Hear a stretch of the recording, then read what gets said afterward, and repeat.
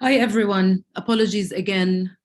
We should be starting in a couple of minutes. Like Juani said earlier, we're just having a couple of technical issues and we are waiting for our main speaker, actually, Professor Anwar Shaikh.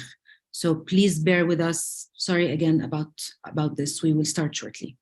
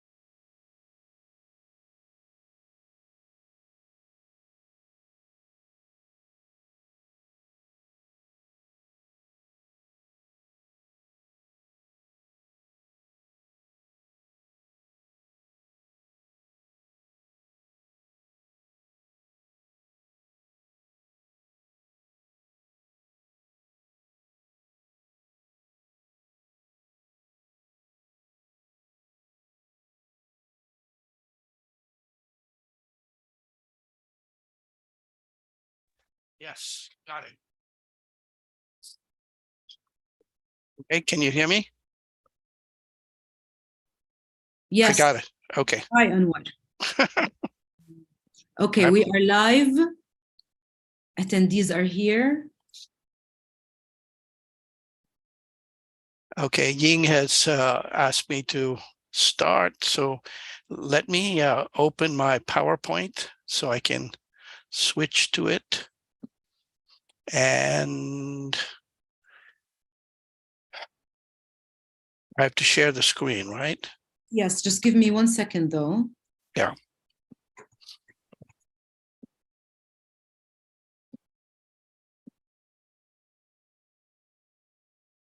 Let me just... Okay, sorry about the technical issues, everyone. We are going to start. Let me just say thank you for joining. Once we're done with the lecture, we're going to do the student discussions and the Q&A as usual. And we can't start this lecture without me giving an introduction, even though we are late, because we are joined today by Professor Anwar Shaikh. So it is my great pleasure to introduce Professor Anwar Shaikh today. Professor Shaikh is one of the world's leading heterodox and classical political economists. He is the University of Exile. He is the University in Exile Professor of Economics at the New School for Social Research, where he's been teaching for more than 30 years. He's an associate editor of the Cambridge Journal of Economics and was senior scholar and member of the macro modeling team at the Levy Economics Institute of Bard College from 2000 to 2005. In 2014, he was awarded the Nord-Sud International Prize for Literature and Science. And his intellectual biography appears in the most recent edition of the book Eminent Economists, published by Cambridge University Press in 2014. Professor Sheikh's research combines a rigorous scientific focus on growth, international trade, finance theory, political economy, econophysics, US macroeconomic policy, the welfare state, inflation theory, crisis theory, international and global inequality, past and current global economic crises and financial markets, with a focus on the unequal outcomes of market processes. Professor Shaikh wrote over 70 journal articles and published multiple books, including Measuring the Wealth of Nations, the Political Economy of National Accounts, also Globalization and the Myths of Free Trade, and most importantly, his most recent book, Capitalism, Competition, Conflict, and Crisis, published by Oxford University Press in 2015. It is one of the most significant contributions in our space, in our field, and it's over 1,000 pages and has been translated to so many languages, including Spanish, Turkish, and Chinese. I will finally say that Professor Shaikh has been an anchor in our department at the New School. And as he puts it, and I'm quoting him, we have always provided an alternate perspective on the profession and an alternate analysis of the world. And I will say also that he is one of the biggest advocates for the students and the Economic Student Union, and he was the one that pushed to give us the right to vote in important matters. Now, without keeping you waiting any longer, I will give the floor to Professor Shaikh. Thank you and welcome. Thank you, Hanin. It's a pleasure to speak to this audience. I'm convinced that my being unable to join was a plot by Donald Trump, who's trying to be reelected, and therefore doesn't want me to say what I want to say. I'm going to share my screen, so that's the first and dangerous thing that I have to do. And can everybody see this? Yes. Okay, good. Yes. So what I want to talk about is trying to construct an alternate framework for what we want to do, which is analysis of competition. And I'm going to explain why this should not be obviously neoclassical economics, which is a method to idealize competition, capitalism, to show it as perfect, and then accuse the real world of being imperfect. I don't know of any science that accuses the real world of being imperfect, rather than the obvious point that the theory is imperfect. The real world is what we need to analyze. But by the same token, I also want to argue that the economics that is built on imperfection, monopoly power, not rational expectations, impediments of speed and adjustment, is trapped in the same framework as perfectionist economics, because it has to derive its arguments from perfection by departure. And I want to argue that there has been a long, but admittedly incomplete, tradition of analyzing capitalism from its properties. Now, we recognize the names, of course: Adam Smith, David Ricardo, Karl Marx, Keynes, and there are others, Harrod, John Robinson. But I want to focus on those four because every century comes a genius and their works are really extraordinary. What I want to show you is that there is a theme coming from the classical tradition that joins all these works together and allows us to explain many, many phenomena, including the Keynesian arguments of having to do with effective demand and finance and economic development. Now, in so doing it, I have to cover a lot of ground, and I apologize that we're starting about half an hour late. And if I'm running over, I'll cut it out. I think the PowerPoint is available to you. And so with that, I want to boast a little bit. And I can't do that because it's not working. Oh, there it is. Okay. I'm not seeing, oh, here it is. Okay. This is my book that Haneen mentioned, 2016. I apologize for its length, but at my age, you can never be sure that you won't die before you finish your book. So you really need to put everything together that you have done. It took me a long time because I had to sort of assemble a coherent argument beginning with the classical tradition and going on to incorporate Keynes's advances and insights. I don't know what this is. This is the Turkish edition. This is the Chinese edition, which in my opinion is really beautiful. And this is the forthcoming Spanish edition. Just very briefly, I want to show you the structure of the book because I'm going to show you applications. So the first part is foundations, methodology, micro patterns, the actual empirical evidence on cost and production and cost curves. Then a whole section on exchange money and price, because it's important to know the history of money and the properties of money before we move to modern money, which is fiat money. And then the fundamental definitions of capital, profit, how to measure them, what they look like, and so on. Then the theory of real competition, which is really the foundation of what I do today. And I want to say that by real competition, I mean something opposed to either perfect or imperfect competition. I want to say that I want to argue that what we observe today in the world is real. The competition is real. It imposes itself on capitalists. And I'm going to show you that. I'm going to show you, therefore, some of the patterns. As I said, I'm concerned with a kind of engineering approach. You need physics in order to think about how to go from here to Mars, but you need an engineer to build the damn thing, because if you don't, one bolt left out, you won't make it. So I'm very concerned with the application of theory to the empirical evidence. And I look at the real empirical evidence, not the sort of filtered one in orthodox economics.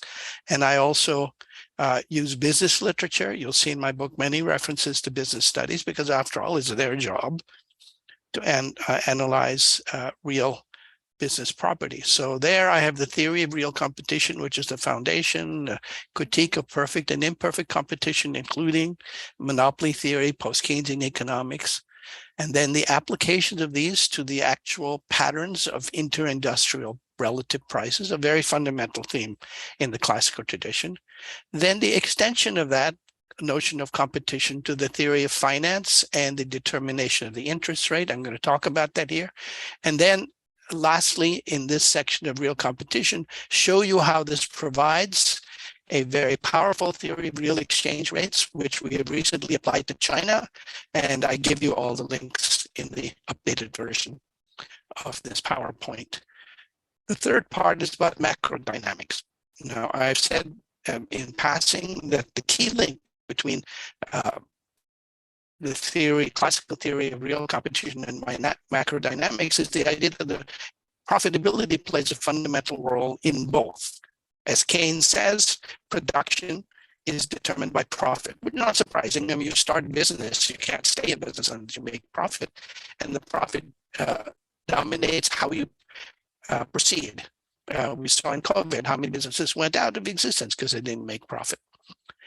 But also investment is based on long-term profit, and it's exactly Keynes who puts those two together. And I want to show you there's a natural way of connecting those two. I call that part classical macrodynamics, showing how that's different from post-Keynesian and what passes for Keynesian economics today. And of course, from neoclassical economics, from everything to rational economics to DSGE and so on. Then the next step is the theory of wages and unemployment, because that's a fundamental theme in the classical tradition. And I show that you can explain the actual patterns of wages and their relation to growth and the effect of inflation on wage increases, which then shows up in the next chapter, modern money and inflation. I talk about fiat money and its properties. And how you can derive the theory of inflation, which we then applied to many countries across the world and certainly to the major countries. And finally, I tie all this together, growth, profitability, and what is called long waves, to show that you can derive that. And interestingly enough, the crises that we get over 100, 150 years, for which I have data are recurrent. And moreover, as I show in the book, the 2000, 2008, 2007, 2008 crisis came just on schedule. And that is because underlying capitalism is this deep current. That deep current is profitability. So however much there's change in intervention and in policies and governments, they don't attack profitability. They want to ride it and to modify it. And that means that that deep current continues. So with that in mind, yes. The first thing I want to say is that the economic outcomes are regulated, but in a dynamic and turbulent process. There's no equilibrium state. And I'm going to show you this empirically. So the classic economists never understood that the balance conditions for growth or equalization of profit rates was meant to describe the actual process.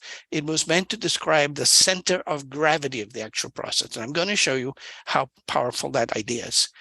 I'm not going to discuss here consumer theory, but it's possible to show that you can develop a consumer theory based on heterogeneous agents acting in variable ways and in socially acculturated manners.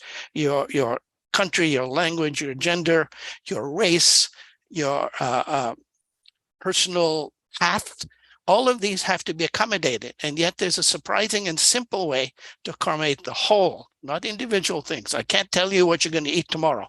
Well, pretty much I can, but I can't tell you exactly what you're going to eat tomorrow. I can tell what I'm going to eat tomorrow, but I can show that the aggregate patterns follow a remarkable and simple thing. This is a common technique, by the way, in physics, and Brownian motion has got patterns which cannot be derived from the individual paths, but can be derived from the aggregates. These are often called emergent properties. In my time, it was called dialectics. Business behavior is different because it is driven by profits and real competition. Consumer behavior is driven by a variety of things, including influences from advertising. As I always say, you want to know what drives consumers? Take a course in advertising, even an online course, they'll tell you. Now, real competition is different from perfect and imperfect competition because in real competition, firms set prices. As Marx says, who's going to set prices? It has to be firms. And the firms try to lower costs and fight for market share. Again, this is an absolutely universal observation in the business literature. So you can't be waiting for Walras, who is the Godot of neoclassical economics. You keep waiting and he never comes. Competition then serves to equalize rates of profit and new investment. What I mean by that is if the rate of return on new investment is higher in one sector than another, capital flows more rapidly where there's a higher rate of return, and that increases supply, brings down the price and lowers the rate of return, and the opposite, where it's lower, capital flows more slowly in there, that decreases supply relative to demand and brings up the profit rate. I'm going to show you that this is empirically true in advanced countries now. So this is not meant to be hypothetical. This is meant to be a fundamental, and there's a difference between the two. One implication of that is that if this is true, the so-called markup is endogenous, determined by profit rate equalization. Now, in the book, I show this in great detail. I won't have time to do it there. I urge you to buy the book if you can, though I've been told that a Soviet admirer of mine, a Russian admirer of mine, put a PDF on it right away because he was so happy with it, and I've not sold many books since then. It's a kind of Library of Alexandria. I would have liked to be like Piketty and sold 1 million books, but instead I have a lot of PDFs flying out there. Now, I said before that aggregate demand is also grounded in profit dynamics. And let me remind you that this is not a new point. This is absolutely fundamental to Keynes. Keynes says that the production process, the output, is motivated by the short-term profitability of production. Of course, you have a business. You're going to ask yourself, can I sell the goods? Can I sell them not just this month, because that can go up and down, but can I make profit in a year? And if I can't, I go down. If I can, someone either comes in and does the same thing. I live in Brooklyn. There's a there's a coffee shop in every corner, and they get enough of a business, a small space, but they keep going. Now, surprisingly, you can from this derive the idea that consumption demand comes from this. This is not new. The profit determines the net output at the micro and macro level. Then consumption depends on net output, because as Keynes says, consumption is a function of net output, and therefore consumption depends on profitability because net output depends on profitability. Again, as Keynes says, investment demand is driven by the difference between its expected rate of return. Oops, I left out rate of return here. Never mind. Of return and the interest rate. And this is exactly what Keynes says. He calls the expected rate of return the marginal efficiency of capital. And the interest rate, of course, he has a theory of the interest rate, which I'm going to argue needs to be replaced by a more powerful theory. And this expected rate of return is then the next step in the argument. Keynes leaves this expected rate of return in the air. Since it's expected, and since he never finishes and never gets beyond what might be called volume 1 of his argument, which is the general theory, he never connects it. But Joan Robinson and others, Kaldor, tried to do that. And there I recommend that Soros's George Soros notion of reflexivity. Now, Soros knows a few things about markets. And he makes the point that, yes, when you act on something, it creates a consequence. So what you believe has a consequence. And in the stock market, if you believe stocks are going to go up, then if enough people buy it, the stock will go up. But as Soros says, in that process, the rate of return on stocks will go above what he calls fundamentals. So the price of stocks will go above what he calls fundamentals. And that means that people like him are saying, well, I'm further and further away of the fundamentals. This is not sustainable. And he himself says what he tries to do is ride it up and get out of it before it goes down. Because once it goes down, everybody goes down. Now, I can say that I have not mastered that technique. I tend to be the one who goes up when everybody else is going down. So that's not I can't say that my theory has turned me into Soros. But the argument is good because it then links Keynes's theory of the marginal efficiency of capital to the underlying notion of the real rate of return on investment. Now, from this point of view, neoclassical theory is supply side. It says that the system automatically adjusts to provide full employment for the supply of labor. So it's often called supply side. Post-Keynesian theory is demand side, which says that the output and production of the system is determined by aggregate demand, admitting that aggregate demand depends on production and investment. But they leave that connection between that and the rate of return open, and I'm going to show you that has a very powerful set of implication. The last thing is, I've been talking about the theory, but I'm going to show you the empirical evidence, because roughly Half of my book is empirical evidence. That's one reason it's so long. And even there in the book, every bit of data that I use is available in spreadsheets, Excel spreadsheets with all the links to the sources, all the steps and methods. And that's on my book webpage, which is called realecon.org, as well as other things, the interview, different interviews, my biography from eminent economists and so on. So I urge you that you to take a look at that. Now, I said that the rate of return on new investment is related to profitability. And in fact, the rate of new investment is really the new profit on investment. Well, the new profit generated by investment, which is by new capital. And this can be empirically measured. But the point is that this is what Keynes called the marginal efficiency of investment. Now, if he'd used the incremental efficiency, I think he'd been better, but he's very much still escaping marginalist economics. And when he refers to classical, he means not what I'm calling classical, Smith, Ricardo, Marx, but actually Marshall. Now, this idea of the marginal efficiency of investment is not the marginal product. Because when you put new investment in industry, it expands both labor and capital. So it's not a marginal product. And these increases can be large. If you want to put a new plant into something like steel, it's 50 million, 100 million, 250 million. Same thing for shipbuilding, same thing for office buildings, at least in New York. So from this, you can calculate the rate of return on new investment as the incremental rate of return, which I call IOR, the incremental rate of return, and that's simply calculated is the change of profit over the change in capital. But the change in capital is investment, which is data widely available, and profit is what they call a national income counts gross surplus. And so both are available, gross investment, gross surplus. And I calculated and show you how powerfully it explains movements of micro and macro. And internationally and nationally as well. Now, what I'm saying is that this real economic analysis says that the mobility of capital between industries will turbulently equalize. And I say turbulent because it's not a equilibrium state, but a dynamic process of constant overshooting and undershooting with errors and breaks. And that equalizes the rates of return on new investment, not an average investment. This is an important point. At a certain level of abstraction, Smith, Ricardo, Marx talk about profit rate equalization, and they assume that all capitals are the same in every industry, which is a neoclassical assumption.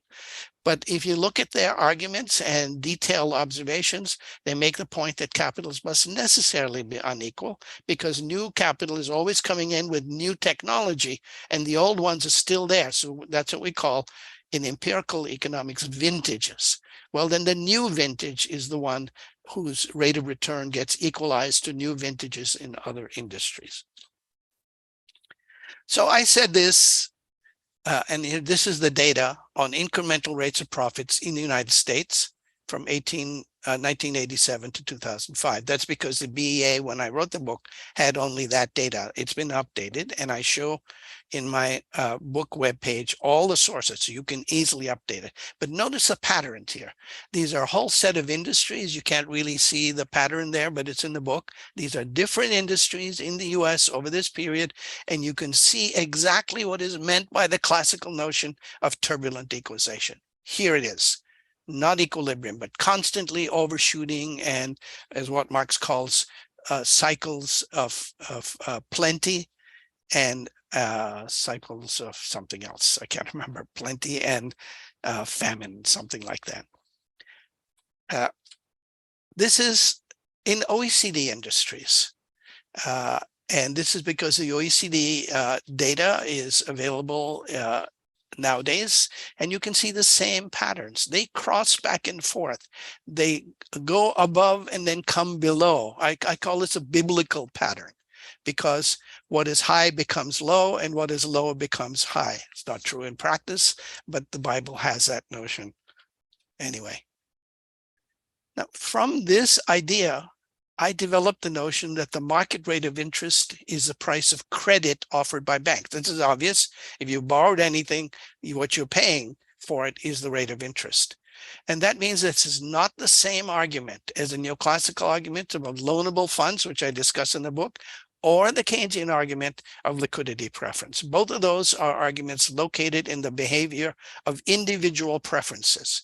The difference is the neoclassical has a preference between present and the future, and Keynes has a preference between holding money and lending it out. But these are not what determines lending and borrowing. Lending is done by banks, and banks are capitalist enterprises motivated by profitability. From this point of view, you can show that banks have the same process of regulation, which is that the incremental rate of return in the banking sector is equalized with the real sector. Now, that can only happen if the price of banking product, which is credit, adjusts to make the rates of profit equal, incremental rates. And if that's so, the rate of interest, the competitive rate of interest, the underlying competitive rate of interest is a price like any other price. That is to say, it's determined by profit rate equalization. And I'm going to show you that. The next point is that it's a nominal interest rate is a price. The real interest rate is like any other price. Is the price, nominal price, divided by the GDP deflator or some price index.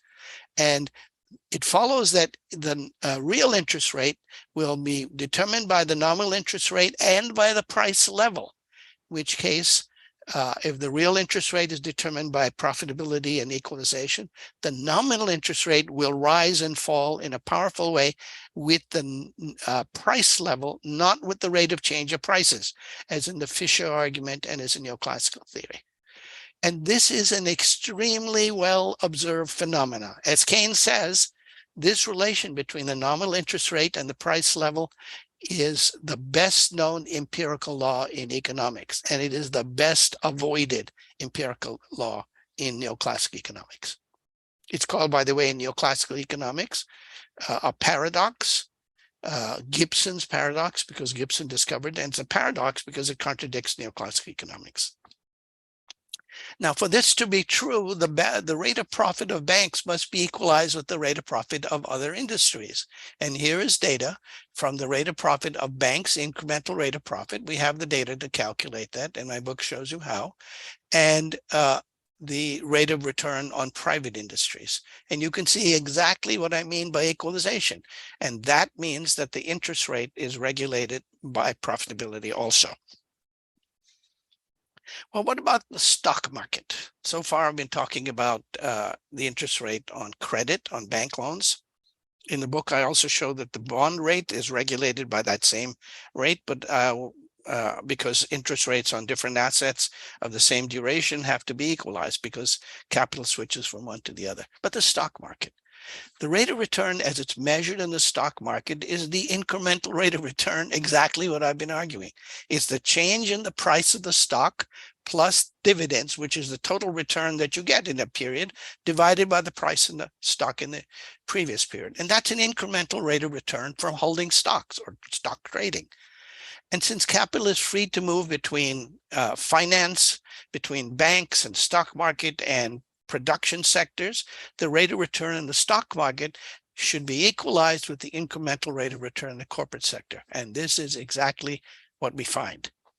There is another argument, which I'm going to talk about, which is the neoclassical efficient market hypothesis.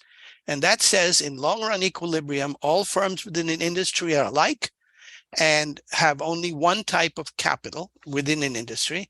Therefore, the rate of return on new investment within an industry is the same as the average rate of return. And in the absence of uncertainty, the average rate of return or average rate of profit will be the same as the interest rate. Hence, the stock market rate of return should be equal to the average rate of return in production sector, which should be equal to the long-term interest rate. And this is called the efficient market hypothesis, which, however, is not true in any way. Here is the key, one of the key explanations of mine of the rate of return on the stock market. The rate of return on the stock market is a dark lines, and the rate of return on corporate capital, the whole corporate capital sector, which is after all the sector that issues stocks, is the dotted line. Now you can see what I mean by the regulation. It doesn't mean that every moment of time they're the same. There is a period here you can see of a bubble, and there's a period that's in the 1990s. And here you see a period of the bust. That's a dot-com bubble here. And you can see that the similar things in the period in 2007 where the big collapse comes due to bank lending, actually, and the development of new assets like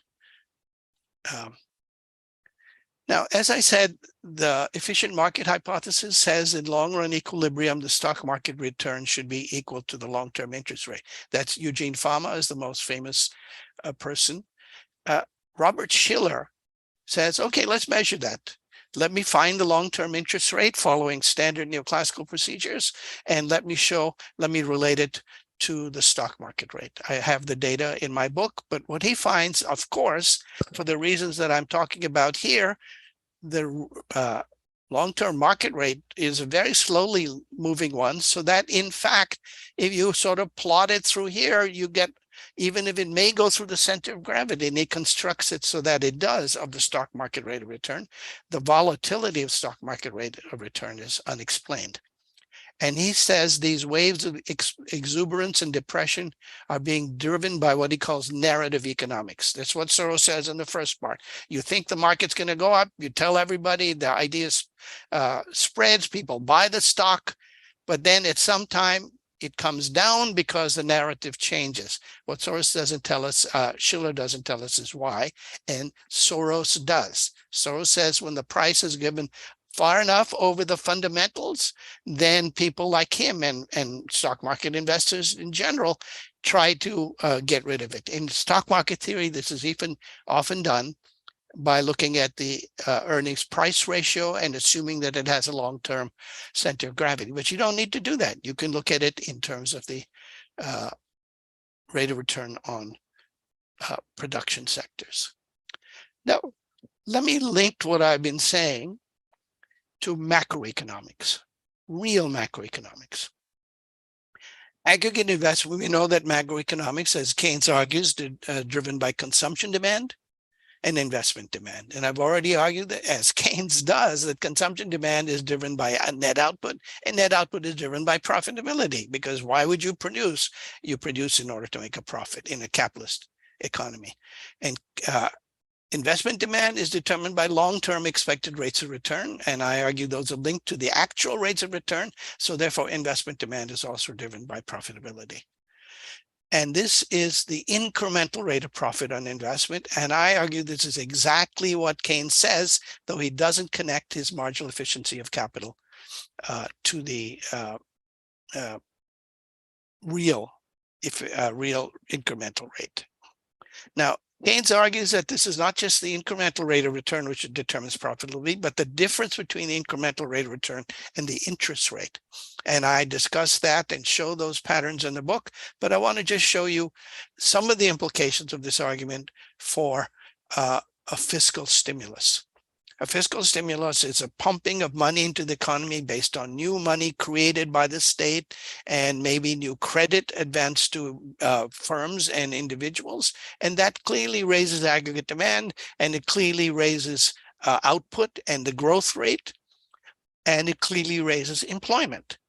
But if a tighter employment market raises real wages, which it generally does, and if real wages rise faster than productivity, then the wage share rises, and the wage share rising is another way of saying the profit share falls, and that reduces normal profitability. Well, what decides growth? Growth will depend on investment and output growth, and profitability regulates both. So this lowers the normal rate of growth. It's not an argument I'm making up. John Robinson did it, Caldor did it, and indeed Keynes said it, but he didn't build it formally into his framework. And because investment depends on the difference between the rate of return of real investment and the interest rate, you can also regulate it by raising or lowering the interest rate. And this has now become central bank policy, but it was in fact a reaction on the market until central banks began to intervene to modulate the interest rate. And I show the data over 150 years, and you can see the interest rate is linked to the price level.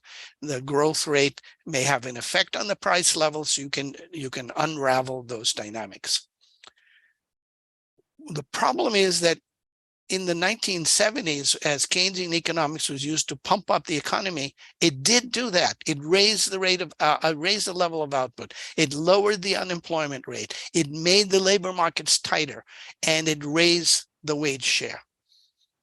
It kept the wage share rising. As the wage share rose, the profit share fell, and the profit rate fell, and the growth rate fell. And I track these empirical patterns and show how well they correspond to the theoretical output. Now, this is a problem because if pumping up the economy leads to a fall in the growth rate, then the unemployment rate rises again. Then you have to pump up the economy again. The unemployment rate falls. But then that pumping up lowers the growth rate. If it does, then you have, again, unemployment rate rising again, and you have to then pump up the economy. And this is why they ended up with stagflation. The growth rate falling over the medium term, but inflation rising. And this is completely contrary to Keynesian economics, which says that if you pump up the output, you should get pump up aggregate demand, you should get more output, and you only get inflation when aggregate demand output reaches full employment. I'm arguing that is exactly not true, and in fact, the proper way to proceed is to look in this dynamic, turbulent way. Now, in the book, I discuss these applications to military Keynesianism, Hitler's Germany, Roosevelt depression, post-war Keynesianism, as I just talked, and the collapse of the Phillips curve. And I show that you can explain all of these, why Hitler's Germany and Roosevelt's depression and war effort did not cause inflation and did not cause stagnation. In fact, it led to a huge rise in output and employment in both of them without any of the negative effects. And yet in the post-war period, you didn't. And the reason is that in Hitler's Germany and Roosevelt's depression, the link between output growth and profitability was cut. You're not allowed to raise your profits. Between wage tightening was cut. You're not allowed to raise wages. Unions were not allowed to do that. And the interest rate was reduced. So all the mechanisms that the market normally brings were cut. And therefore, you didn't have this feedback effect. But in the post-war period, these were let loose. Capitalism, it was said, is the dominant and best system in the world. Well, that's what you get from the best system in the world, when you stimulate it beyond certain bounds. I have not, in this discussion here so far, talked about relative prices in the empirical evidence, but a whole section of my book is there. I forgot to put the chapter number, but it's pretty evident if you look at the table of contents. And then and what you can show there is relative prices are regulated by direct and indirect labor times as a dominant factor. Not that they're equal to that, but as you look at the deviations, they're pretty small. Stochastically, they're a kind of stochastic distribution. And so aggregates are pretty much the same as in prices and total labor times, Marx's labor values. And this is data I show many years, many different countries and so on. So this is not just a particular outcome. Then we come to the theory of international competition. Well, what is international competition? Adam Smith says that countries don't compete. Firms, capitals compete. A firm looks for a market for its product. So it looks for an export market. Importing firms look for a cheap product from abroad. So they're looking for the exporting market of other countries. And the balance of trade comes from these two sets of incentives: imports and exports in one country and imports and export from the other, determined by profitability and cost structures of firms. Now, the balance of trade of a country is a result of that, but it's not the basis of that. The US does not trade. US firms trade. China does not trade. China firms trade. Now, of course, the US can intervene, but the question is, how do we identify how much it does intervene to these millions of transactions that take place daily across countries of the world. One way to understand this is to understand that the terms of trade, which are the fundamental thing, the ratio of your exports to your imports translated through the exchange rate into the same currency, is a relative price. That's what Adam Smith says. And if you understand that, then you begin to understand that the same factors that determine relative prices on the domestic scale determine relative prices on the international scale. I won't go into the details of the derivation because you have to be more concrete. You have to take into issue of tradable, non-tradable goods, but all that's doable. And I show then that you can explain the movements of the real exchange rates of the US, of Japan, and other countries, and you can explain why you get persistent trade imbalances. China's production in the last 20, 30 years has become very cheap. And that means that it's able to export goods at a price lower than the countries who are buying from it. In an earlier period, South Korea did the same thing, and it ran a big trade surplus. In an earlier period, Japan did the same thing and ran a big trade surplus. In an even earlier period, Germany did the same thing. In every period, the US accused these countries of intervening and in their exchange rate because their theory, the standard theory, says exchange rates move automatically to give you trade balance. This is Ricardo's comparative cost theory. The argument I'm making, and I detail in this book, is a different argument. It's Smith and Marx and Harrod about how international trade does not equalize trade balance. It equalizes balance of payments. Now, what does that mean? It means a country with a trade deficit has to cover that deficit by borrowing abroad. And this is not only true of the United States. Half or 2/3 of the countries in the developing world are in international debt because they have to borrow to maintain their balance of payments. China, on the other hand, and South Korea before, and Japan before that, and Germany before that, ran trade surpluses. So they had extra money. They had money pouring in. What happens with that money? It floods into the credit markets, lowers the interest rate in those countries, and gives an incentive for their gains, financial gains, to go looking for where the interest rate is higher, which is, in fact, generally in countries which run a trade deficit because they have a credit crunch on their markets. And so there's an automatic process of moving money from the deficit countries to the surplus because you're buying more from them than you're selling. And the counterpart of that is short-term capital moving from the surplus countries to the deficit. This is a very well observed pattern, but it's not due to monopoly. It's not due to fixed markups. It's not due to state intervention primarily. It is due to the workings of the free market. And again, we have to have more respect for those workings, but we have to analyze them as they exist. I have not said anything so far about classical macrodynamics. I mentioned it. It's chapter 13 of my book. And the whole point there is you can integrate the theory of effective demand with the theory of profitability, and you can show that the dynamics you observe in macroeconomic patterns come from the fusing of those two domains, those two aspects. Then there's a question of the relation between real wages, productivity, and growth. And I showed this very concrete. I show it theoretically, but I show it concretely in the post-war period. You can track these movements. And this is the foundation of my idea of a classical Phillips curve, which again, I derive, and I show why that curve being true, the Phillips curve in the standard sense of the relation between wages and prices falls apart because it only applies temporarily and in specific circumstances, whereas the classical Phillips curve I'm talking about applies to the whole post-war period.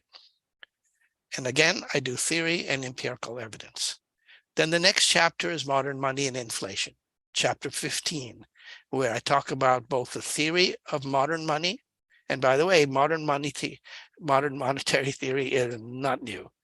You can even find it in neoclassical textbook, Ritter and Silber, I recommend, because they talk about the same mechanisms of state issue of money and the different urns, so to speak, that the money is put into. But the theory of inflation is different. And there, I argue that the theory of inflation is completely different in the classical sense than in the Keynesian or post-Keynesian sense. Because when inflation pumps effective demand into the economy, we know that that raises nominal output. I show empirically, having traced the amount of pumping, how nominal output essentially follows that, because you can either raise output or prices. But the question of whether it is output or prices that are rising depends on the limits to real output. And real output limits are not determined by employment, because you can always increase the supply of labor. I mean, nobody living in the US can not understand that we import labor. We import labor from Latin America. We import labor from Mexico. We import labor. After all, the US was settled by the import of labor from Europe. So the idea that the labor is the limit is false, in my opinion. And you can see this in the caravans trying to get in and being blocked. You can see this in people being allowed in, like migrant workers in agriculture, and then kicked back out. So the supply of labor adjusts. And this is Marx's idea of the reserve army of labor. If that is the case, then it cannot be the limit to growth, limit to employment. And what is the limit of employment then? Profitability. And I show how well that explains the actual patterns of money and inflation, because when you pump up the economy, you get increased nominal output, but how much of that is inflation depends on the limits to real output. And there I go back to an old argument, which is actually in Ricardo, Marx, and John von Neumann, which is that real output has a limit which is dependent on the surplus product. If you put all of the surplus product in at the most abstract level, that's a maximum rate of growth. But of course, you can't do that. It's split between different things, profits, rents, interest, taxes, and so on. So the limit becomes more concrete. And I show how to identify that limit, and I show how you can then build a theory of inflation on the basis of this intrinsic limit. That, by the way, the question of that came up in the Soviet Union. In the early days of the Soviet Union, they had tons of labor, and yet they could not grow faster than a certain amount. And it took them a while to realize that, because their surplus product, even being pumped mostly back in, was not was small relative to output, so the rate of growth was limited. And lastly, and then I want to show that these whole arguments also lead to recurrent crisis. And here I show that this is a natural way to explain long waves, and to show how that they recur when you measure price levels in terms of something that is not domestic, but like gold.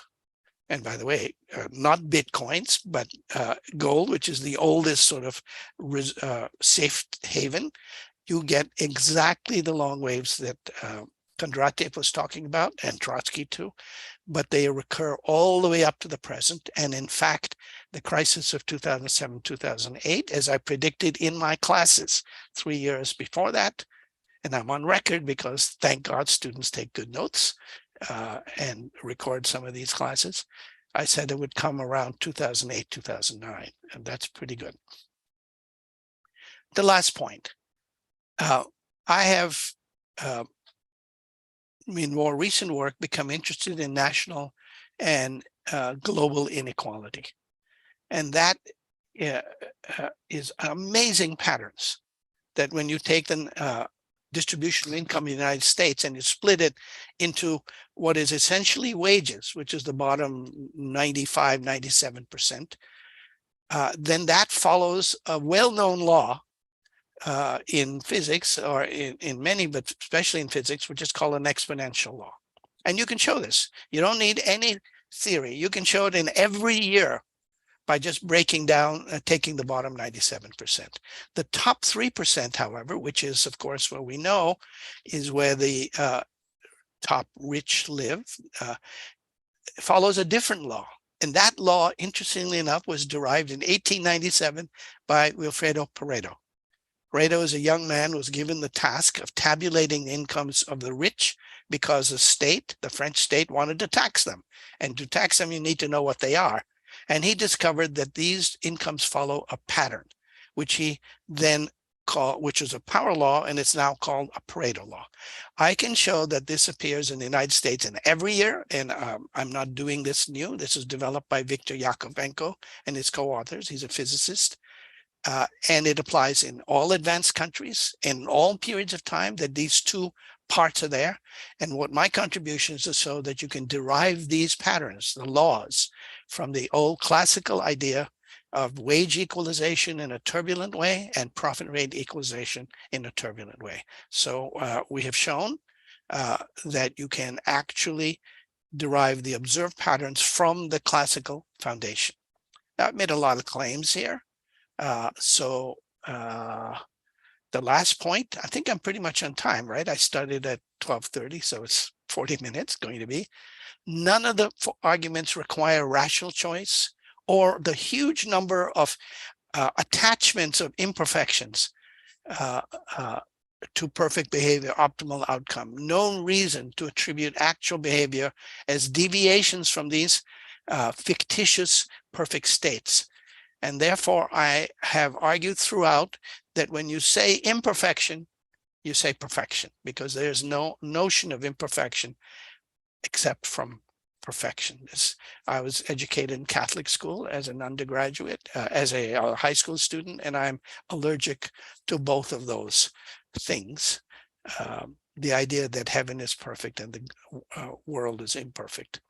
These must be abandoned and, in my opinion, brought back to a different pattern, coherent all the way through, and implying policies. On this point, I should say that when economists propose policies that do not work out, we don't get executed. We don't get fired. In fact, all we get is tenure. The penalty is borne by those who suffer the consequences. And we saw this with all the policy implications in the third world of restoring markets and restoring the free market is going to give us all these wonderful things. Well, it doesn't. And it doesn't because it has a logic and an operational structure, which is different from both neoclassical and post-Keynesian economics. And so I want to end by saying that we need a systematic theory. And this is what I've been trying to develop for a very long time.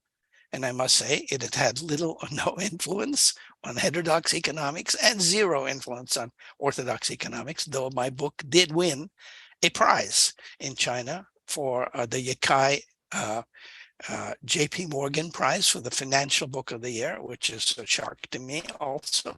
But it indicates that somebody is reading it, if not the people largely on my side. I ask you to take a look at it. I ask you to consider it as an alternate framework, and I ask you actually to work in developing it. We have a lot of people doing that, and we hope to set up a procedure showing how to do that. But if you come to the Eastern Economics Association this year,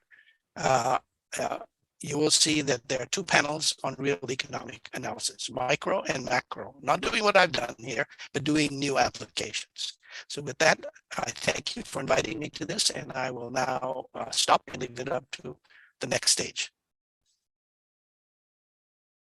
Wonderful. Thank you so much, Professor Shaikh. Would you please stop sharing your screen? I will. Yes, I do that. Thank you. And now we're going to move to a brief discussion by Elijah Blanton and Daniel Younesi, and then they will take us into the Q&A section of the lecture. How do I get my screen? Sorry, I'm trying to get the how to stop sharing my screen, but it's not showing up. At the bottom. Yeah, stop share. It's at the top. Yeah, okay, got it.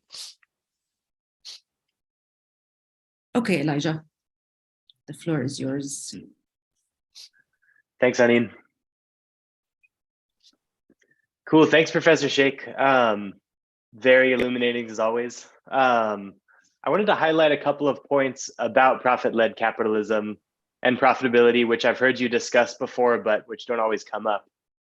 One of them is the political strength of the understanding that capitalism is profit-led. I think that on the Marxist left, sometimes we can make a tactical error in considering our opponents to be a united force controlling things from behind the scenes, in line with some kind of unified agenda.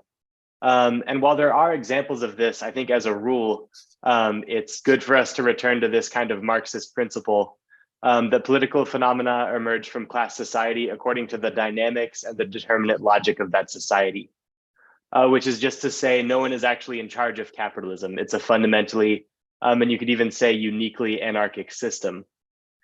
And in business and their engagement with the state, the capitalist class is responding just as much to the whims of the market, a system they don't control, as they are to their own agendas.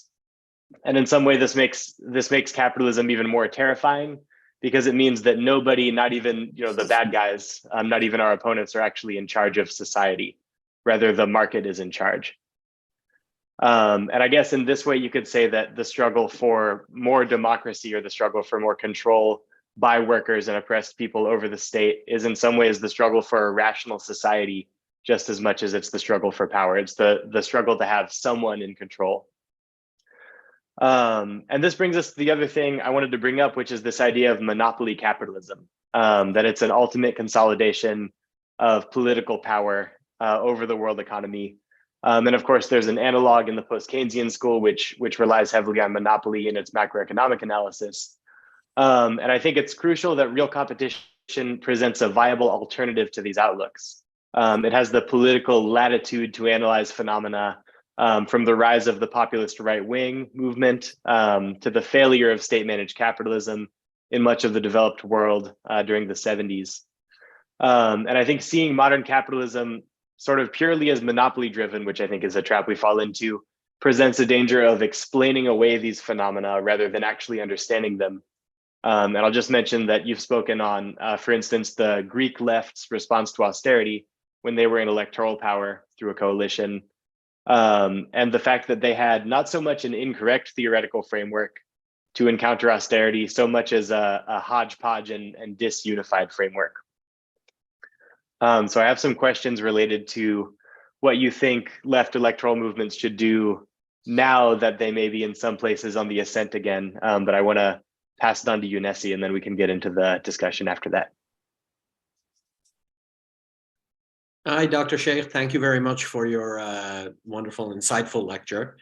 My question is fairly simple, and it's sort of perhaps uncharacteristically an applied one.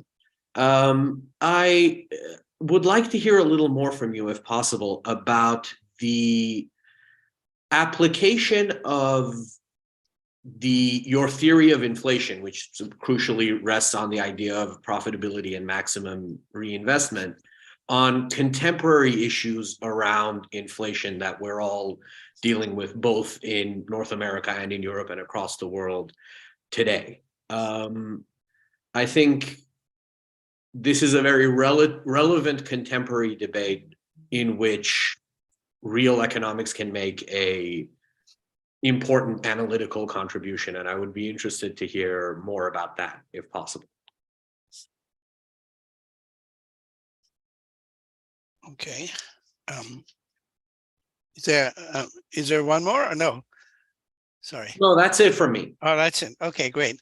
Thank you. Well, thank you. Those are great questions. I'm not sure I can do justice to all of them, but let me try and show how they have some implications. I absolutely agree that one of the mistakes the left has made is the throwing away of Marx's own theory of competition and replacing it by monopoly. And that took place, by the way, 1890s, because Hilferding had already written that famous book. But even before that, Kautsky and Bernstein had already started to say, well, we look at capitalism, there are all these big firms and big banks, and so therefore it's monopoly capitalism. What is really striking to me is, how do you know it's monopoly capitalism? Because competitive capitalism must have small firms. And where does that come from? Orthodox economics. I knew Paul Sweezy and Harry Magdoff because when I first joined the New School, which is like in the last century, they were across the street. I mean, they were just down the block. They were on 14th Street, and the New School was on the corner of 14th and 5th, where that horrendous building is now. And you could walk down to them. You could talk to them. They were very open. And I said to Paul Sweezy once, I don't understand why you're saying this monopoly capitalism. What do you consider competition? And he said, well, that's what I learned at Harvard. competition is small firms and the whole firms don't really intervene. When I see that, I see finance capital and big firms, it must be monopoly. And interestingly enough, when Monthly Review was taken over, when Sweezy died and Magdoff died, and Monthly Review was taken over by a new group of very committed and smart people, the first thing they did is publish in the first issue exactly what I've been arguing against them, which is that competition, as they put it in their words, competition is what Friedman says. Now, this is the capture of the left by actually neoclassical economics. And given that, and I see this all the time, when I give talks, people say, well, what are you talking about? Look how big capital is. Look at Amazon, look at big banks. They're monopolists. I say, how do you know they're monopolists? They go, well, of course they're monopolists because they're big. Well, for me, this is an indication of their capture of the idea that big is the absence of competition. If you look at the first issue of the CJE, there's an article there by James Clifton, who makes the point that he's working in the study of big firms because he's in the government trying to police and regulate these big firms. And he says big firms are more ruthlessly competitive than small because they have the power to lower costs and drive out small competitors. But he said there's another reason. That's scale. Marx also talks about centralized capital. That is firms, big capitals that own many others. And Clifton says, look, people don't understand that if you own 100 different industries in different parts of the country and the world, you're going to be ruthless about deciding which ones you want to keep. You don't care if it's good for the country or bad for the country. You don't care if it's a drug that harms people or it's Kentucky Fried Chicken. Well, it may also harm people, but I like Kentucky Fried Chicken. That doesn't matter. If it stops making profit, you dump it. If it makes profit, you expand it. And that is competition. And that has nothing to do with the fact that they own many industries. It is, in fact, a clearer path because they're not attached. They don't care. So that means that we must understand the behavior of large capitals. We must understand, though, as you said, Elijah, how the market disciplines them. If it was just a matter of big capitals, then they would never fail. Yet, when I went to graduate school, everybody said, well, American cars rule the world.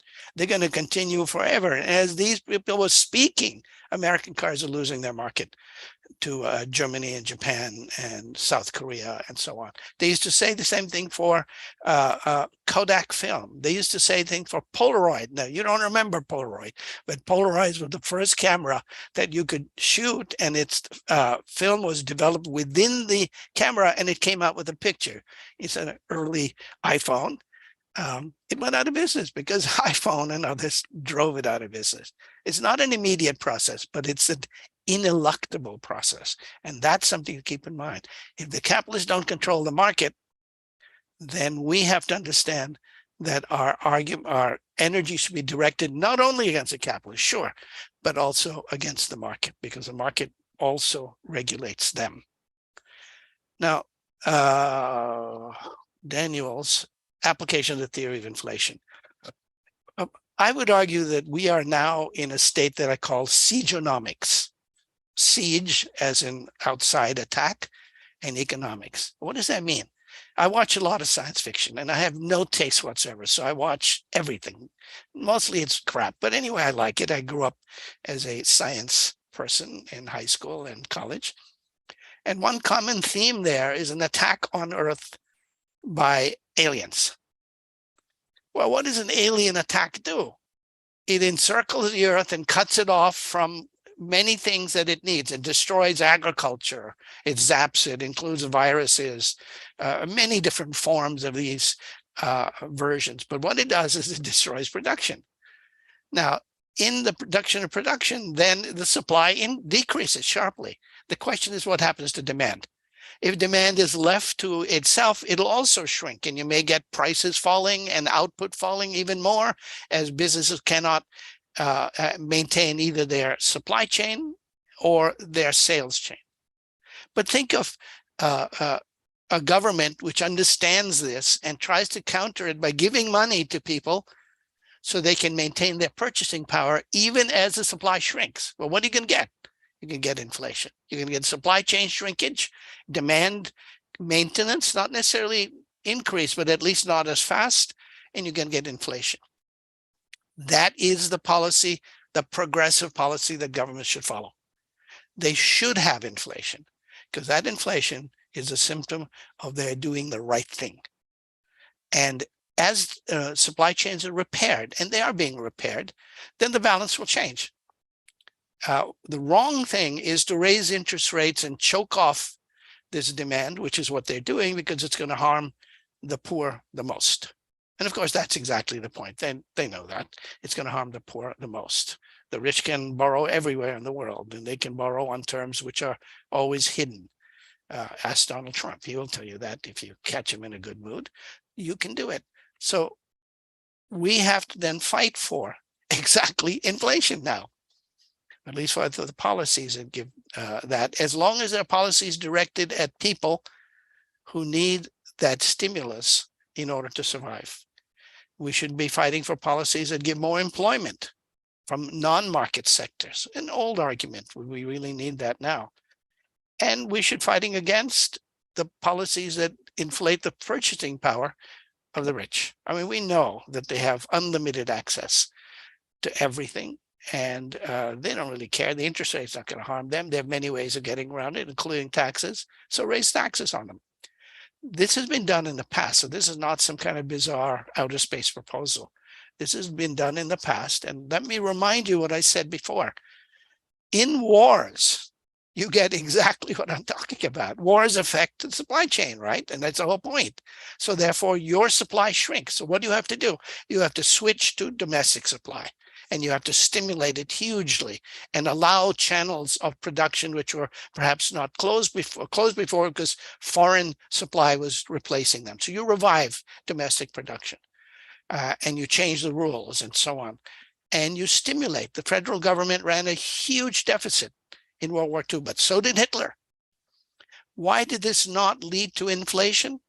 I mentioned parenthetically, because firms were called war profiteers. They raised their prices, and you were targeted as such, and people would stop buying from you and would attack you in the US. And in Germany, they didn't have to go that far. They just have to say the Führer doesn't like this, like your behavior, and you go, okay, let me not raise my prices. Same thing for workers. Unions and workers were not allowed to increase their wages, even though unemployment went to zero. And in fact, they brought in women and children, as they did in the United States, to keep that supply going, to keep expanding the supply. But the tightness of the labor market did not translate in inflation, did not translate into wage increases. What about the interest rate? Well, in both countries, the state took interest rates over from the market and made them policy variables, and they kept them low. And the people who are doing it know what they were doing. Just read what Galbraith says, and read what Shaikh, the finance minister of Germany, says. They knew this.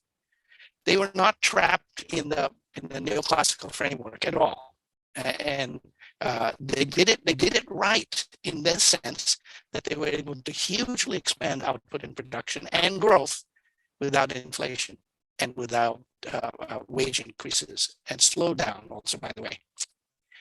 After World War II, in the free market period of the 1950s or 60s, the golden age of labor, that's exactly why these policies led to wage increases and employment increases. But that tightened the labor market, and the market itself responded.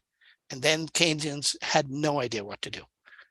There are ideas. There are policies in England that were called restrictions. They were called incomes policies, restrictions on wages, restrictions on prices, and these were coming from the Keynesians themselves. But as the market forces and market representatives in government and gained, they've switched to Thatcher and Reagan, and that led to the devastating consequences for labor, for unemployment, and so on. So these are not new. Study our history, and we'll see these patterns are quite explainable. Thank you very much for those responses, Professor Shaikh. That was very thorough. We are going to move on to the segment where we answer questions from students. And I have a first question from Dylan Maxwell, who's a PhD candidate in economics at SOAS. And Dylan asks, how would you respond to Steve Keen's critique of the labor theory of value, which is rooted in Sraffa, but derived using Marx's dialectics, which argues that machines can create surplus value since they typically contribute more to the value of output, their use value, than the value they lose in depreciation or their exchange value. So since they typically contribute more to the value of output, their use value, than the value they lose in depreciation, their exchange value. Oh, I believe you're muted. Theory of value, and I don't want to get into that, but I should point out to you that the contribution idea is neoclassical. The whole notion that output is due to the contribution of capital and the contribution of labor, and therefore the marginal contribution of capital determines the profit rate, and the marginal contribution of labor determines the wage rate, is directly neoclassical. Of course, they're involved in production, but a tool is involved. If I take a hammer and put some nails in it, well, the hammer contributes to the output. In the trivial sense, it's part of it, but the process has been undertaken by labor. So the idea that every element in labor can be split into its contribution is exactly what Marx argued against in great detail, and exactly what neoclassical economics argues. I have not in this book at all gone into the labor theory of value because it is such a muddled domain, and there are so many people with little things. And Steve Keen is someone I know and very smart, but I don't want to rescue it. I want to show that there is a framework that deals with the real processes, and that real process involves depreciation, involves costs, wage costs, materials costs, and that leads to profitability. I haven't discussed here the relationship between profitability and surplus value and thing, but just to mention, I have a new paper that picks up on a point that Sraffa himself makes, which is really interesting. Sraffa, we know, was a Marxist. We know that he supported Gramsci, and he was part of that tradition. We know that he was driven out of Italy. But what we don't know until now, because his archives were just opened, and now you can go to Sraffa's archives and search them for these kinds of, he says, well, of course Marx is right. Of course profit is determined by surplus value. Of course constant capital is determined by the value of that, of the labor that went into it, and wages by the value of labor power. Why is that? Because in a real economy with millions of products, price value deviations, which I measure in several papers, by the way, are a cloud of deviations. Some are high, some are low, some are tiny, some are large, but large means what? 7%? Low means 1% or 0.1%. If you look at this as probability distribution, then when you apply this cloud of price value deviations to any product, any large entity, Sraffa says, of course, you're going to get the aggregates of the same in either prices and values, and that's its explicit statement that of course profit will then be empirically equal to surplus value, and plus or minus a small error. And he says this is what Marx is saying. Why don't you understand that? I actually measure that in a recent paper, which is I think called Sraffa after Marx. And I show that these deviations on the order of 3, 2, 3, 4, 5% maximum.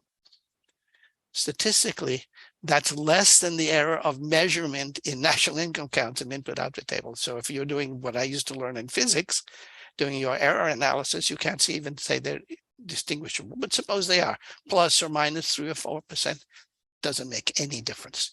Empirically, the theoretical question, I think, is not grounded, in my opinion, in the logic of production, and I have written about that too. I don't believe that the materials you take to your picnic are contributing in that sense to the output, though of course they're part of the input process and you are using them.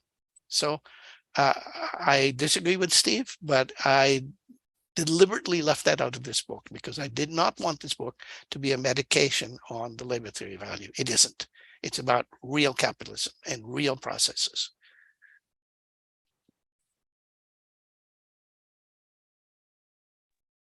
Okay, thank you very much.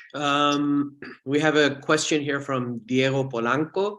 The question is, I understand that the operationalization of your theory of inflation is looking at the relation between growth and profitability. However, I wonder how that theorization relates to the problem of disproportionality developed by Marx in Volume 2 of Capital.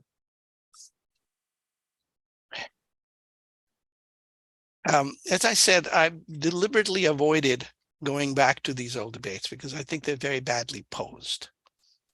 The idea of disproportionality is not in Marx. It's in the Marxist tradition. Marx actually was trying to find in Volume 2 of Capital the conditions of balance. But he never says that these are the conditions that the system actually arrives at. If you want to do it that way, it's the conditions around the balance conditions around which output and demand regulate. And this is not a point that I'm making up. Engels says in Volume 2 of Capital, read the damn preface. He says, I took the theory of reproduction in Marx from two different manuscripts, 7 or 8 years apart. The first one laid out what is called the balance conditions. The second one, Marx says, I didn't like that. Why not? Because I didn't show any process. I just wrote out the conditions. I didn't know any process by which capitalism can even arrive at these and therefore not arrive at these. And he said, because I left out money. And he has a detailed analysis, which I'd be happy to share with people because I wrote it down, used to teach it for years as a simulation on the blackboard. He says the money starts in Volume 1, in any one capital, it spends it on another, it goes into that. They then spend it on workers, the workers spend it on consumption goods, the consumption good industry then spends it. And he shows that in simple reproduction, all the money comes back. And now this is not meant to be a statement of the actual process. It's a statement of the fundamental principles. But the implication of that, obviously, and I developed that in these notes of mine, is that what you're talking about is the proportion depend on supply and demand. And that capitalism adjusts demand and supply to allow for each of these to meet their demand and generates the demand to meet their supply. There is no theory of disproportionality. That came out of, in my opinion, a very weak and partial jump from algebra to capitalism. And again, I've surveyed this in my first paper a long time ago called something about the theories of crisis, right? And I talk about these different traditions. I just don't believe in them. I think that Marx would never have stopped at this argument. The reason people say this is that Marx's Volume 2 and 3 were not finished by him. They were assembled by Engels, and they were assembled from bits and pieces. Well, you cannot tell me what the temple of a Mayan culture was like from fragments of that culture. It's very hard to assemble, and you need to put these pieces together in their whole form, not specific parts. And part of what I've tried to do is show there is a whole form, but not Marx alone.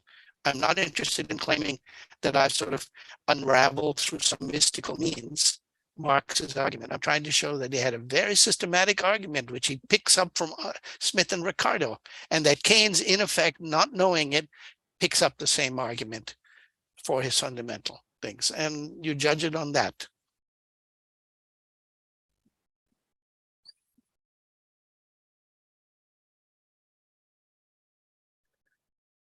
Thank you, Professor Shaikh. So we have one more from Daniel Osa, who's a PhD candidate at the University of Utah.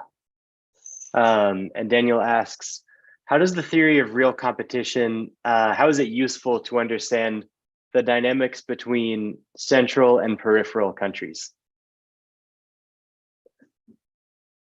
Okay, thank you. That's a very good question, and it requires some development.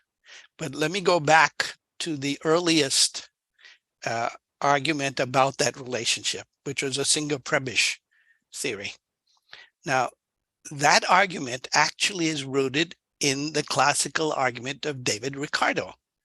David Ricardo argued that as a country expands, its supply of good land gets reduced, and you have to move to worse land.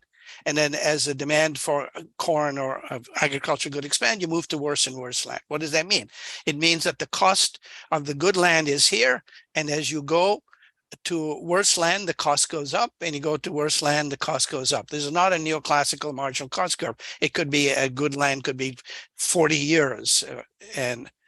But that implies that the price of corn will rise relative to industry, because the costs go up at any one technology. Technology is lowering the costs, but it's also lowering the cost of industrial goods. But the difference is the diminishing return is raising the cost of agricultural goods faster than industrial goods, because there's another factor, which is a falling profitability in land. Now, if you look at Marx and Engels' collected correspondence, and I recommend that. These guys had lots of things going on in their mind, including where they're going to drink next and all the interesting things like that. But at one point, Marx writes to Engels, he says, "Dear Fred, I've been thinking about Ricardo's theory of agricultural goods. According to his theory, as you know, the price of agricultural goods must rise relative to domestic goods, industrial goods." And Marx says, but the data doesn't show this. And then he says something really interesting. He says, when it comes to a difference between the facts and the theory, I'm always on the side of the facts. That is a great theorist, not making out of your head, but understanding it from the observation. So how can this be? Marx says, well, it's obvious, because land, it can be modified in its fertility by all kinds of things, including fertilizer and watering methods and irrigation. But also, he says, land is discovered in other countries. So it doesn't follow your agricultural product is going to come from your used up land in England. It can come from the United States. And as that happens, the price of agricultural goods may fall. So this concrete understanding is fundamental, because otherwise you get trapped in a particular theoretical formulation. And here's Karl Marx, the great theorist, and he's saying it's just not true. And it's not true. I then have to think about why it's not true. I don't have to defend Ricardo. I have to explain the real. The Prebisch-Singer argument came from Ricardo. It came from the idea that the price of agricultural goods should rise relative to the price of consumer goods, because that is what economic theory says. But Marx is already arguing economic theory shouldn't say that. But having said that, since agricultural goods were theirs and industrial goods were the center, they said that the center was driving down, raising the price of industrial goods, which made them fall, made them rise relative to agricultural goods. The direct opposite. Ricardo says agricultural goods will rise faster than industrial goods. Prebisch and Singer find that industrial good prices rise faster than agricultural goods. And they conclude this is due to monopoly, because they have to explain it somehow. I would rather that they had read Marx's correspondence, because that would have been clear that competition actually is perfectly consistent with the phenomena, because the industrial sector was industrializing faster. And that made a big difference to costs and terms of trade. So it's not a paradox. And I have talked to people, I actually talked to Singer about these arguments. And they say, well, okay, we were doing it at a particular time. But my problem is that the time is also a time in a particular understanding of theory. I don't claim to have some great mystical source of understanding, but I pay really close attention to the relation between theory and empirical evidence. And I pay close attention to the way theory has been transmitted. And Marx's arguments have big holes. So if they have holes, then you have to ask, how would we fill it? give you an example. Ricardo makes an argument similar to what I've talked about for terms of trade. Everybody knows that his argument is that terms of trade, the market will adjust terms of trade, that trade is balanced. How does he say this? He says, well, suppose that England has high costs and Portugal, that was a joke because he was from Portugal and Portugal was a backward country, less developed country. So it's a joke. England is a less developed country and English goods competing with Portuguese goods in the same set cannot compete. So of course, England is going to buy from Portugal. So England's going to have a big balance of trade deficit. Portugal is going to sell very little to England. So it's going to have, Portugal is going to sell to England a lot. So Portugal has a trade surplus. England has a trade deficit. Then Ricardo says, well, what's going to happen? What's going to happen is that money is going to flow from England to Portugal to cover their trade deficit. Then Portugal will be awash with money and England will be shrinking in its money supply. And that's quite true. Marx says, yeah, that's obvious. Harris says that's obvious. Then Ricardo says, but according to the quantity theory of money, England will have all this money washing in. Portugal will have the money going out. Its prices will, no money coming in because it's a trade surplus. Its prices will begin to rise. England has the money going out, so its prices will begin to fall. And at some point, the two sets of prices will be in such a range that England will have enough goods to export because its goods have been made cheaper by the fall in the price level due to the outflow of quantity, due to the quantity of money. And Portugal's prices will have raised, and so there will be some balance. The only point that can be balanced is where trade is balanced. But that will mean that each side is exporting goods and importing goods of the same volume, and therefore their trade is balanced. Marx doesn't say a damn word about this in the 3 volumes of Capital, even though obviously he's concerned with Ricardo, because Ricardo was the great theorist of international trade. I suspect that there is huge amounts of material that Marx wrote on this, but I found only one paragraph. And that paragraph says essentially, Ricardo's theory is bullshit.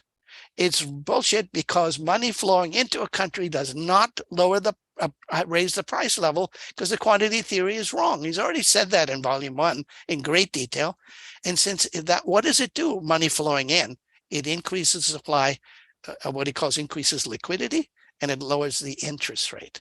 Now, so England, the backward country, England has got a lower interest rate. Portugal, the country's money flowing, has a lower interest rate. England, the opposite, high interest rate. So what's going to happen? Short-term capital is going to flow from Portugal to England. When does that balance? When the amount of short-term capital offsets the trade balance. In other words, the balance of payments is 0. What would you expect then? Countries that have a balance of trade deficit will be international borrowers. Countries that have trade surplus will be international lenders. Should I mention United States and China? Should I mention South Korea and the United States? Germany and the United States? These balances, according to the argument in Marx, and by the way, Herod discovers this argument 100 years later, is the law of the market.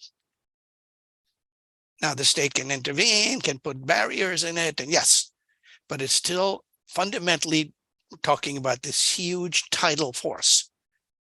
So for me, that means that the theory of trade is something that has to be understood differently. And I mentioned in the PowerPoint that Isabella Webb and I applied this to China, it showed in detail both the empirical analysis, critique of the standard theories and monopoly theories, and showing you the empirical evidence. It works.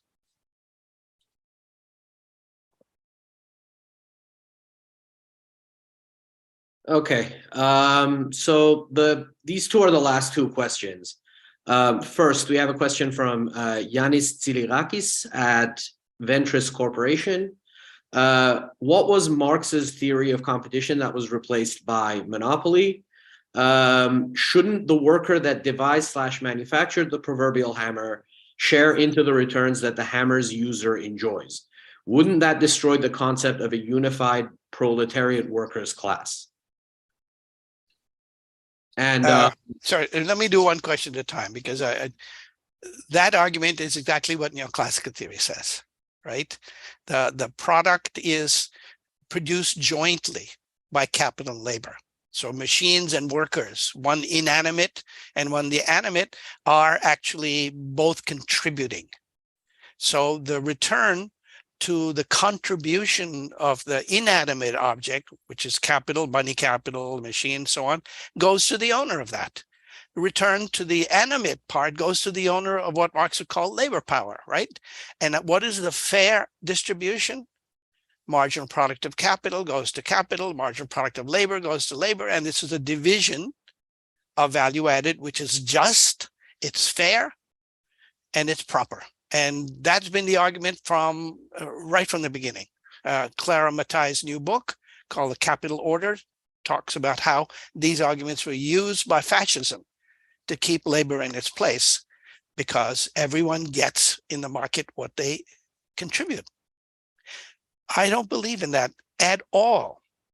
In fact, it's not hard to show that the distribution, the division of wages and profits is a historical process involving balances of power, what we call class struggle, but it's not always that, many mechanisms of the balance of power. And so why is it that the owner of capital should get? Why should there be an owner of capital? Well, first of all, if you own your own plant equipment, which is after all what Marx calls simple commodity production, how much you divide of income between your wages and the ownership of capital? Nothing, because you are not paid wages. You're getting the income from your own labor. And this is the starting point in Marx's analysis, by the way, and in Smith's, which is the case of simple commodity production. So now Smith says, when he starts that way, let's introduce that some group of people who've taken over the machinery.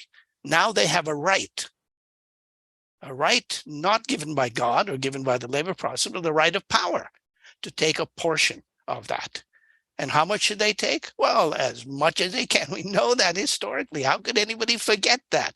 How could anybody forget 14-hour, 18-hour working days? How could anybody forget working so hard that you collapse? That's the history of capitalism. Now, if you say, well, they shouldn't get that, what should they get? How are you going to tell Elon Musk what he should get? Only one theory tells you that. That's neoclassical theory. And of course, it tells you it abstractly. It doesn't tell you concretely what Elon Musk says. It says, well, he gets his return from his capital. Okay, I don't agree with that. I think that is not what capital does, not what capitalism does, not what the market does. Think about it for a moment. If I have a plant and equipment and it doesn't work, what do I get? Well, I go out of business. What do workers get? No matter how hard they work, they lose their wages. So what division is it? 0-0. Or negative income for workers who have to use up their wages, and positive income for capital because the corporation declares itself bankrupt and they keep the money. And that's a very old thing. So I don't believe in this idea of a fair division. I do think that you could talk about that, but that question has to be posed in a different way. A co-op has machinery too. What's a fair division? That depends on the owners of the co-op. Nobody owns machinery, right? It's part of the co-op. So these ownership and class things have to be understood first. Okay, and our final question is from Dr. Dawa Sharpa at JNU in New Delhi. What do you have to say about the temporal single system TSSI interpretation of the value theory of Marx? Do you think that financialization is unique to the current phase of neoliberal capitalism only?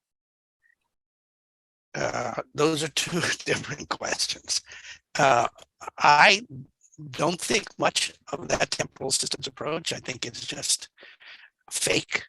I think its mathematics is fake. I think its arguments are fake. I think it doesn't understand the real process of competition, as I tried to lay out here, which is nothing like algebra. And I don't want to dwell anymore on that because I cannot spend my time chasing after everything. I focus my time on showing how capitalism works. And actually looking at how it works means getting to the empirical evidence, getting to the equalization of profit rates or wages or not. But I don't think one should chase that. Or if people do, I'm not interested in chasing that. I've already talked about it elsewhere, and I'm not impressed. I'm certainly not impressed by mathematics. My own background as an engineer means that I treat mathematics as a tool. And as I said at the end, I'm now working on econophysics, which is beautiful mathematics, but it's a tool. I use it because I need to investigate certain phenomena, and it's the appropriate tool. Now, financialization. The question of financialization is twofold. One is, if you believe that monopoly capital exists and finance capital sits on top of monopoly capital, which is ill-fitting. I mean, nothing new. Every Marxist party that I have ever encountered, well, maybe one exception or two, believes in state monopoly capitalism. Monopoly capitalism, finance capital, state on top. I think that's nonsense. And as I think it was Elijah said, it's the market that they sit on top of. And that market is not a stone. It's a moving river, which overflows its banks periodically, and it topples capital and the state. Of course, they try to regulate. Of course, they try to control it. But remember, all of them are trying to do that. And it doesn't mean that their efforts are coherent. Even the market efforts are not coherent. We've seen this historically. So then what does that mean, financialization? It's the expansion of financial capital across the globe. But hell, that's not new. I was born in India, and it was a victim of that expansion of financial capital across the globe. And we know that earlier too. We know that in Africa. We know that this kind of expansion has a dynamic and a logic. And you know that individual parts of it covered by the state, protected by the state, may well have enormous profit. But that money was coming into the US. That money was going to Europe. And there, that same money had to confront other capitalists.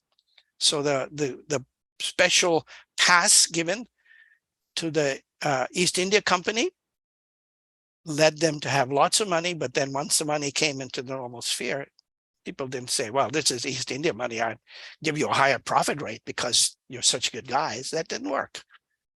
And so I believe strongly in the notion that the market has its own rules, including the rules that discipline finance. And part of what I tried to show in the lecture today, they discipline the stock market. They discipline bank interest rates. Now, the state can step in, yes. But the question is, what is it stepping against? What would happen if it didn't step in? And that's exactly what I think you can explain from understanding how the market works. So I'm all in favor of analyzing financialization. I'm just not in favor of the way that it's done on the left. Thank you. Thank you so much, Professor Shaikh, for this amazing. Thank you, Daniel and Elijah, for this great discussion. I think this brings us to the end of our lecture. It's been a great lecture, a lot to think about. Thank you for these. Our next lecture will be in 3 weeks from now, not 2, so December 5. We will, of course, send reminders, and we will circulate the slides from today's lecture soon. Thank you all. And thank you for putting this together. Thank you. Bye-bye. Thank you. Bye.